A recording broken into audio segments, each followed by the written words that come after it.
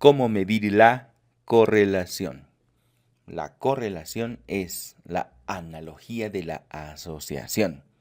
La condición es que participen dos variables numéricas y se mide la correlación únicamente después de haber demostrado la existencia de correlación. La medida de correlación corresponde a una estimación puntual y clásicamente la desarrollamos con el coeficiente R.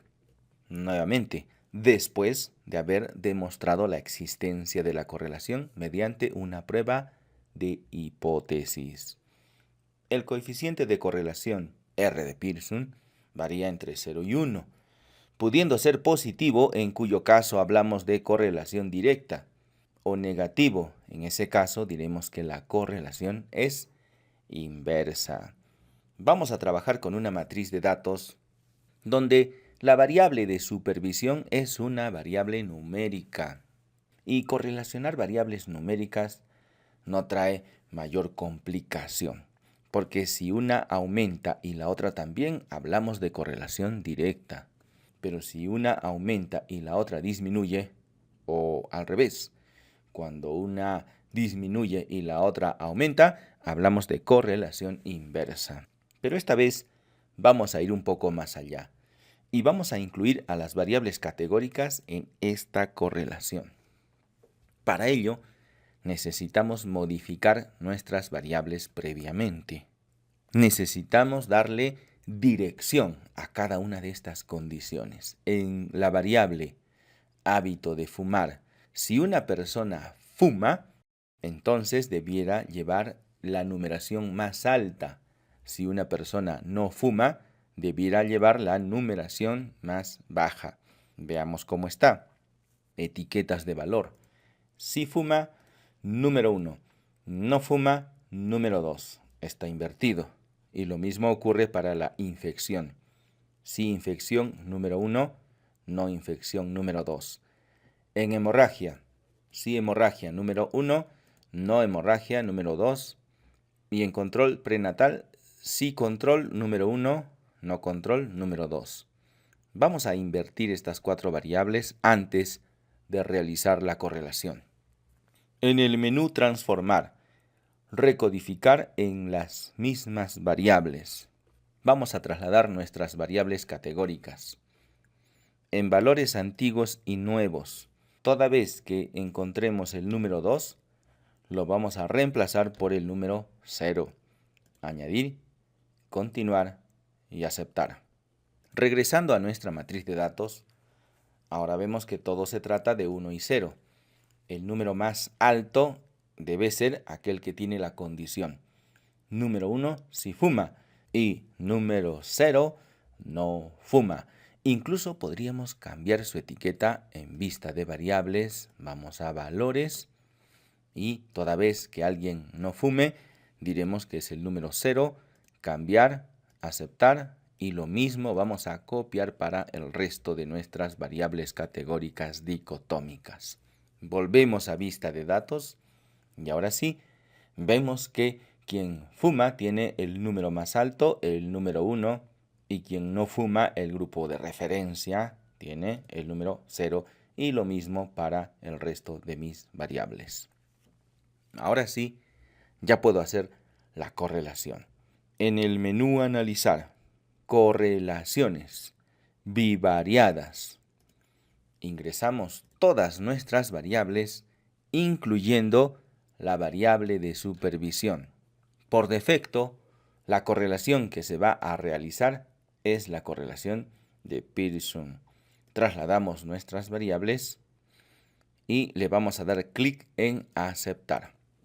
Vemos que hay una matriz de correlaciones, aparece el coeficiente de correlación R de Pearson y también el p-valor para saber si es o no significativo.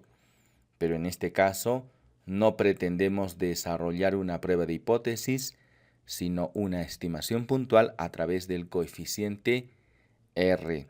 Por esta razón necesitamos acompañar al coeficiente de correlación R de Pearson por su respectivo intervalo de confianza. y en la matriz de correlaciones que acabamos de obtener aparece únicamente el coeficiente de correlación y el p-valor para el desarrollo de la prueba de hipótesis. Por esta razón, vamos a cerrar esta ventana, nos vamos al menú Analizar, Correlaciones, Bivariadas, y esta vez vamos a seleccionar donde dice Simular muestreo, vamos a habilitar la realización de simulación de muestreo. Todo lo demás lo dejamos por defecto, continuar y aceptar. Esta vez las correlaciones incluyen el respectivo intervalo de confianza al 95%. Esta información la vamos a llevar a nuestra hoja de trabajo previo tratamiento. Así que vámonos a la hoja de resultados en SPSS. Clic derecho copiar. En una hoja de cálculo lo pegamos. Volvemos a copiar, control C. Y al costado vamos a hacer clic derecho pegado especial y le damos transponer, aceptar. Listo. Esto es lo que necesitamos. Ya no necesitamos toda la parte inferior.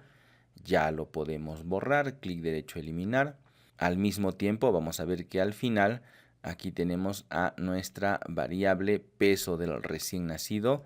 Esto es lo que nos interesa.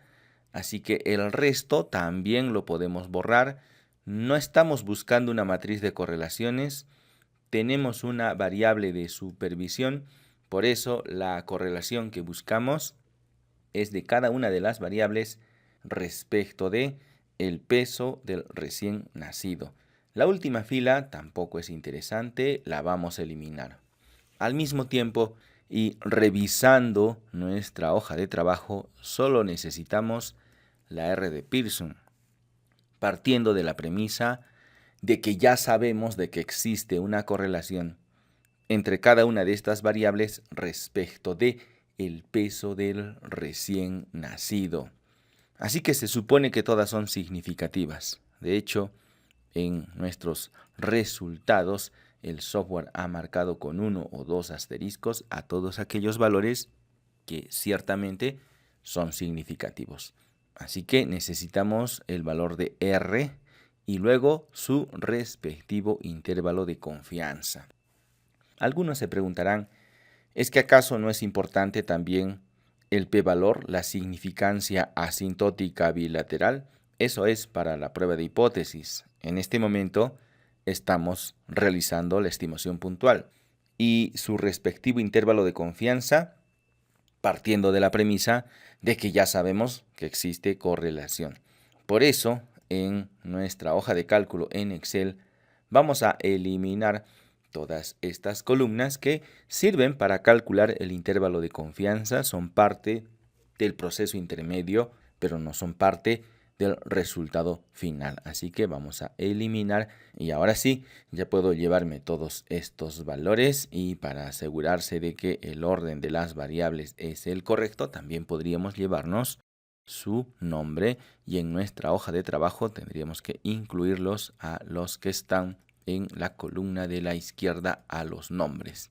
¿Qué tal si los centramos y le agregamos el número 0, que es el que le falta? En este tipo de notación no le colocan el número 0 porque se sobreentiende que lo tiene, así que nosotros lo agregaremos manualmente. También vemos que hay 2 asteriscos y todos tienen 1 o 2 asteriscos, todos son significativos. ¿Y qué pasaría si una de estas variables no fuera significativa con el valor de P?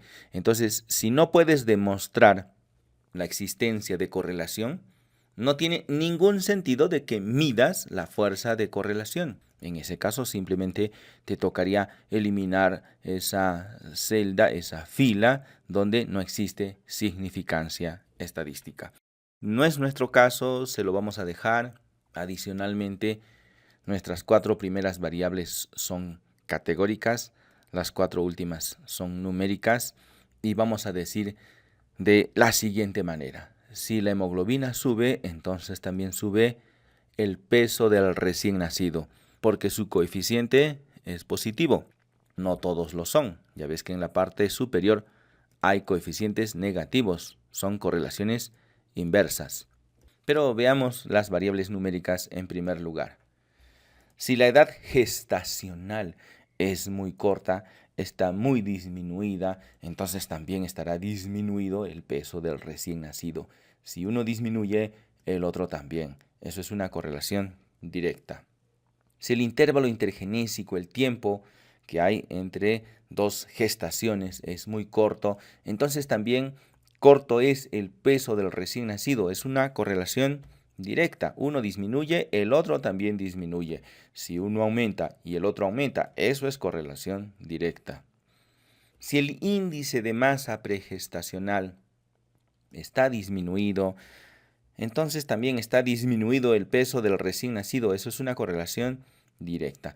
En todos estos casos, el signo resultó positivo. Por esa razón diremos que estas correlaciones son directas respecto de el peso del recién nacido. No siempre va a ocurrir así. En este caso fue una casualidad. El signo más no se escribe, que si no tienes ningún signo, se supone que es positivo. El coeficiente de correlación R de Pearson varía entre 0 y 1. Son mejores los niveles de correlación cuando este valor está cercano a la unidad y son muy bajos cuando está cercano a 0. En este caso, cuando correlacionamos la hemoglobina materna con el peso del recién nacido, a pesar de que sí existe correlación, esta correlación es baja y lo podemos saber porque su coeficiente es 0,16. Y lo podemos expresar en porcentaje. 16% sigue siendo un número bajo. Y es bajo también el valor del coeficiente para el resto de nuestras tres variables. 37%, 28%, 27%. Pero recordemos que esto es una estimación puntual y toda estimación puntual se acompaña de su respectivo intervalo de confianza. ¿Y qué tal si volvemos a realizar el estudio en una muestra de un tamaño similar? En este caso son en total 300 unidades. El valor de R no será exactamente igual, pero podría oscilar entre 0,047 y 0,26. Este intervalo de confianza acompaña siempre a la estimación puntual. Y ahora vámonos con nuestras variables categóricas. Son las que aparecen en primer lugar en nuestra matriz de datos. El hábito de fumar no es una variable numérica. Puede ser que haya provenido de una variable numérica. Por ejemplo, el número de cigarrillos que fumas en una semana. Algunos dirán 10 cigarrillos, 20 cigarrillos, 5 cigarrillos o ningún cigarrillo. Bueno, a todos los que fuman por lo menos un cigarrillo le ponemos el número 1 y aquel que no fume absolutamente nada le ponemos el número 0. También es posible que hayas utilizado un punto de corte, suponiendo que la mayoría de las personas fuman, entonces tú dices, más de 5 cigarrillos a la semana, el número 1. Menos de 5 cigarrillos a la semana, le ponemos 0.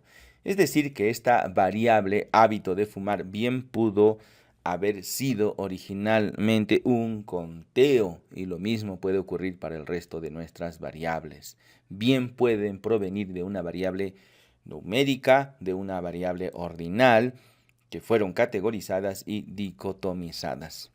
Así que sí es posible interpretar el valor del coeficiente de correlación. Como quiera que hemos ordenado con el número mayor a los que tienen la condición y con el número menor a los que no tienen la condición, entonces diremos lo siguiente. El hábito de fumar tiene una relación inversa por el signo negativo con el peso del recién nacido, así que mientras más fumes, menos peso tendrá tu recién nacido. Esto para las madres que fuman, por cierto. ¿Y qué tal con la infección urinaria? Mientras más infecciones urinarias haya tenido la madre o mientras más larga haya sido la duración de la infección urinaria o mientras más días permaneció la gestante con la infección urinaria, menos peso tendrá su recién nacido, porque esto es una correlación inversa. Del mismo modo, pudiste haber operacionalizado la infección urinaria de acuerdo a la necesidad de tu estudio, ya sea que tuvo o no tuvo infección urinaria, el número de días en las que tuvo infección urinaria o el número de infecciones urinarias que tuvo durante todo el embarazo. Eso es una condición que el investigador debe operacionalizar previamente. Vamos con la tercera, hemorragia. Si tiene hemorragia, entonces tiene menos peso en el recién nacido las madres que presentan hemorragia en el embarazo. También pudiste haber cuantificado en mililitros la cantidad de sangre perdida. Es que una mujer gestante no debiera perder nada. En buena cuenta, la forma en que tú hayas operacionalizado nos lleva a concluir de que si está presente la hemorragia, entonces menos peso tendrá el recién nacido. Y ahora vemos esta cuarta condición donde el signo es positivo. Claro, el signo más no se escribe, se sobreentiende que está ahí. Entonces tú dices, mientras más control prenatal, más peso del recién nacido. Eso está bueno, eso es una correlación directa. Así que las mujeres gestantes debieran tener controles prenatales, porque así prevenimos que el peso del recién nacido esté afectado. Más peso tienen los recién nacidos cuando las madres tienen más controles prenatales. Ahora, si no hay controles prenatales, esto está invertido, vamos a ponerle aquí, falta. Entonces ahí también tendrías que invertir este coeficiente y le tendrías que poner menos. La falta de control prenatal implica menos peso del recién nacido. Así que por eso es importante modificar y trabajar previamente tu matriz de datos para las variables categóricas. Ciertamente, la correlación plantea la participación de dos variables numéricas, pero muchas veces las variables categóricas provienen de variables numéricas y aun no siendo precisamente variables numéricas, se pueden correlacionar. Los signos se pueden leer como lo hemos visto en estos resultados. Se puede interpretar, pero la interpretación siempre será la adaptación de los resultados estadísticos al propósito del estudio. Y en este caso nos plantean simplemente saber si están relacionados. Diremos entonces que el hábito de fumar es una condición relacionada al peso del recién nacido, pero la correlación tiene direccionalidad. Entonces, el hábito de fumar tiene una relación inversa al peso del recién nacido, o es una condición relacionada inversamente al peso del recién nacido. Lo mismo diríamos para el resto de variables. Para el control prenatal diríamos lo siguiente. El control prenatal es una condición que se relaciona directamente con el peso del recién nacido. Y ahora veamos cómo sería con las variables numéricas. Pongamos un ejemplo. La hemoglobina materna, vamos a anotar eso, está relacionada directamente al peso del recién nacido. Y la palabra directamente hace relación al signo positivo que aquí debe aparecer, pero que no se escribe. Y la palabra inversamente hace referencia al signo negativo. Típicamente debiéramos hacer correlaciones solo con variables numéricas, pero recuerda que la correlación puede ser un procedimiento previo para más adelante categorizar y dicotomizar el resto de las variables. Desde ya sabríamos que vamos a encontrar esa asociación si es que las categorizamos. Y este podría ser un procedimiento intermedio, como también puede ser un procedimiento final en la presentación de resultados cuando de medir la correlación se trata.